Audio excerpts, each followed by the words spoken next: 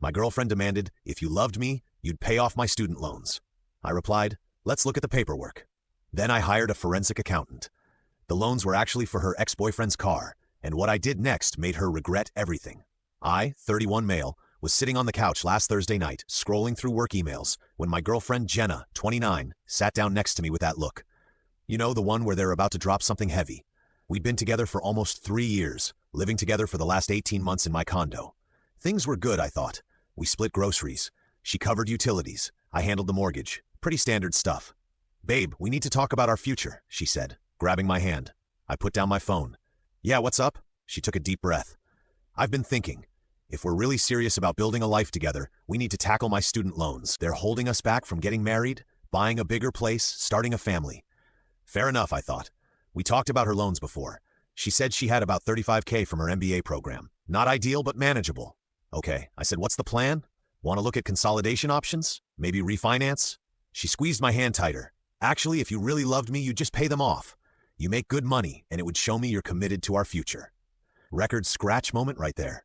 I work in IT consulting, make decent money, about $95 a year, but dropping $35. Hey, that's not pocket change. Jenna, that's a lot. Can we look at the paperwork together? Figure out the best approach. Went from sweet to defensive real quick. Why do you need to see the paperwork? Don't you trust me? It's not about trust. It's about understanding what we're dealing with. Interest rates, payment terms, that stuff matters. She stood up, crossed her arms. This is exactly what Tori said would happen. You say you love me, but when it comes to actually proving it, you get all analytical. Tori, her best friend, who's been divorced twice and thinks all men are trash. Great, Jenna. Asking to see paperwork for a $35,000 financial decision isn't weird. It's responsible. If you loved me, you wouldn't need paperwork. She was getting louder now. Keith would have done it without asking questions. Teeth, the ex-boyfriend, she swears she's over, but brings up whenever we argue. The guy who supposedly broke her heart 2 years before we met. I'm not Keith, I said, staying calm. And if you want my help, I need to see the loans. That's reasonable. She stormed off to the bedroom, slammed the door. Classic. I sat there thinking something felt off. She'd been weird about money lately, asking for cash for emergencies that she never fully explained. Getting packages she said were returns, but never seemed to actually return. Next morning, she acted like nothing happened. Made breakfast, kissed me goodbye for work. But I couldn't shake the feeling, so I did something maybe I shouldn't have. I hired a forensic accountant. Found the guy through a friend who went through a nasty divorce. Cost me $1,500 up front, but he specialized in financial investigations. Told him I needed to verify some financial obligations before making a major payment. Gave him what I knew, her full name, the school she attended, rough dates. Told him she claimed $35 in student loans. 3 days later, he called me at work. Mr. Thompson, you might want to sit down for this. Update 1. Holy hell. The forensic accountant, Bradley, just laid it all out and I'm still processing. Here's what he found. Jenna does have student loans, $8,700 worth. She's been making minimum payments for years, which is why the balance barely moves. But here's the kicker. There's a car loan, a $26,000 car loan for a BMW M3 taken out 4 years ago.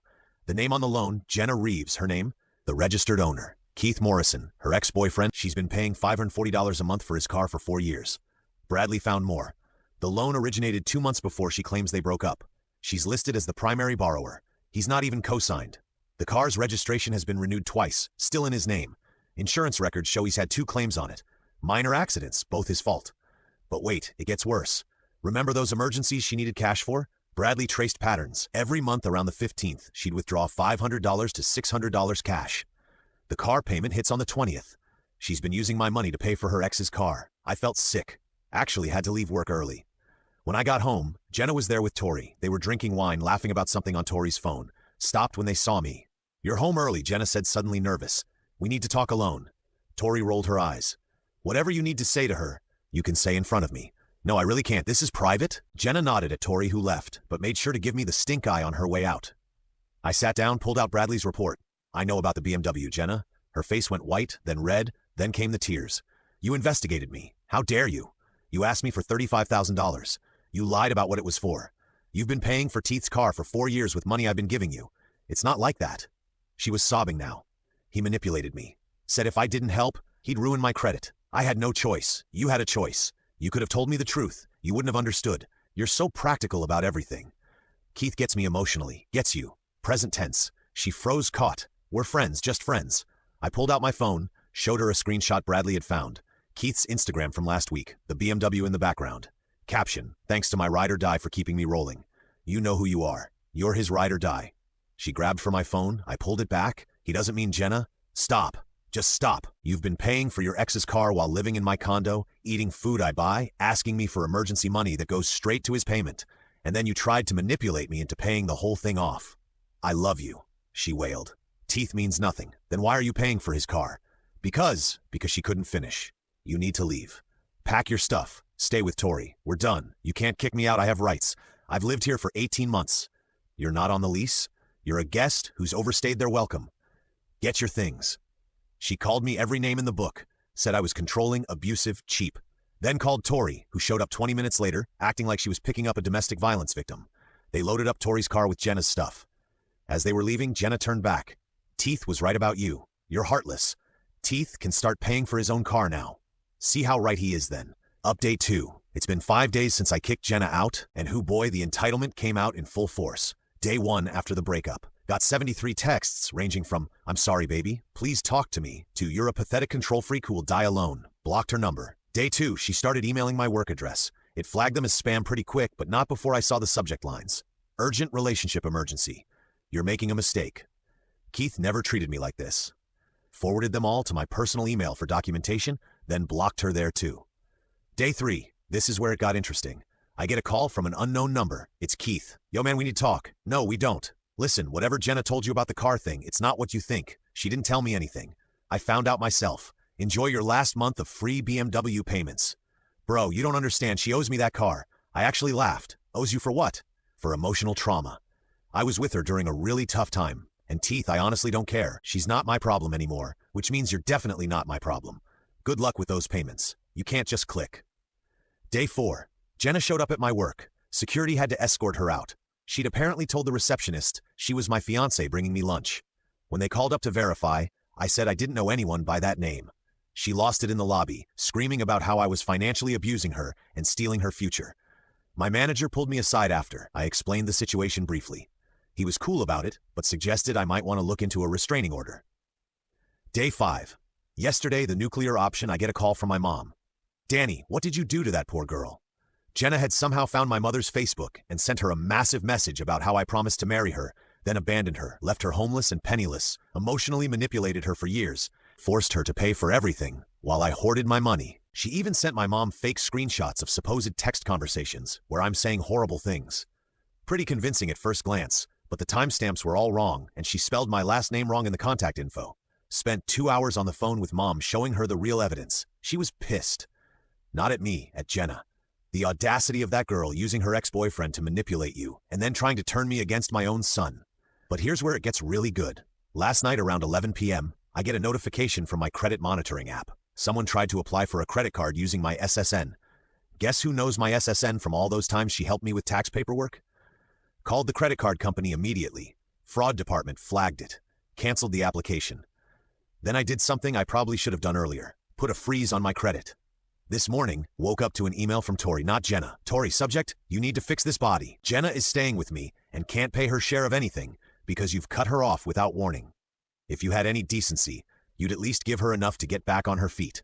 She's talking about having to declare bankruptcy because of the car situation. Keith is threatening to sue her if she stops paying. This is your fault for not just helping her in the first place. A real man would take care of his woman's problems without questioning them. She's going to file for palimony since you basically were common law married. My cousin is a lawyer and says she has a case. Do the right thing before this gets uglier. If you're loving this wild tale of karma and drama, hit that like button and subscribe for more heart-pounding stories straight from real life.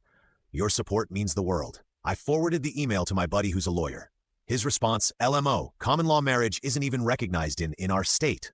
Let them try. But I wasn't done. See, Tori made a crucial mistake. She sent that email from her work account. The signature included her full name, title, and company. Tori works in HR at a financial services firm, using company email to threaten legal action that she knows is baseless. Yeah, I forwarded that email to her company's ethics hotline. Then I did one more thing. Remember that forensic accountant Bradley? I had him do a bit more digging on Keith. Turns out our boy Keith has been busy.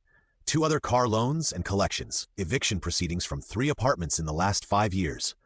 An ongoing small claims case where he's being sued by an ex-roommate for $4,000. I packaged all this information nicely and sent it to Jenna's email with the subject line, Your ride or die seems to be dying. Good luck with that. One final thing. I called the BMW dealership where the loan originated, explained the situation to their finance manager. While I can't make them do anything since my name isn't on the loan, he did say something interesting. If she stops making payments and it goes into repo, we'll definitely be interested in knowing the vehicle's location.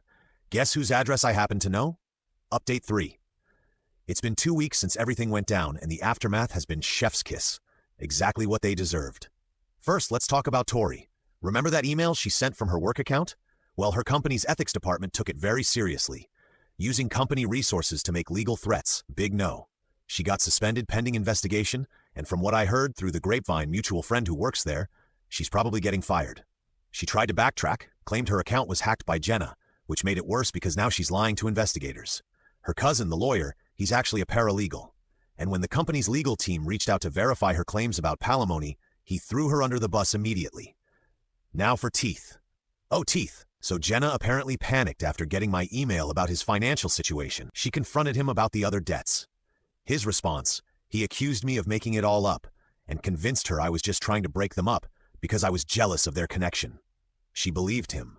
Actually believed him, until the repo man showed up at his apartment at 6 a.m. last Tuesday. See, Jenna missed the car payment this month. First time in 4 years. The loan was already flagged as high risk because of the payment history. Lots of late payments she covered with fees. So, one missed payment triggered immediate action.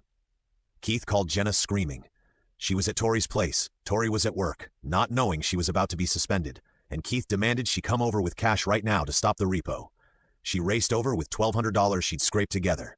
Ironically, some of it was money she'd hidden from me in our apartment and forgot to take. Got there just as they were loading the BMW onto the truck. The repo guy was professional, told her she could pay the full past due amount, $1,740, with fees plus repo costs $350 at their office to get it back. She didn't have enough. Teeth lost his mind, started screaming at her in front of the repo team, neighbors, everyone, called her useless, pathetic, said she'd ruined his life then. And this is according to 3 separate neighbors who filmed it. He said, "You couldn't even keep your meal ticket boyfriend paying for my what good are you?" She finally understood, finally saw what everyone else could see. She was just a payment plan to him. The videos hit social media fast. Someone tagged them "Gold Digger gets exposed by bigger gold digger." Went semi-viral locally. Both their reputations are toast. But wait, there's more. Remember how she tried to apply for credit in my name? Well, I filed a police report. Detective called me yesterday. Turns out this isn't Jenna's first rodeo. She has a previous warning for the same thing with an ex from 5 years ago. Never prosecuted because he didn't want to press charges. Just wanted her gone. I'm pressing charges. The detective also found something interesting. Those student loans she has, she's been in default for 3 years.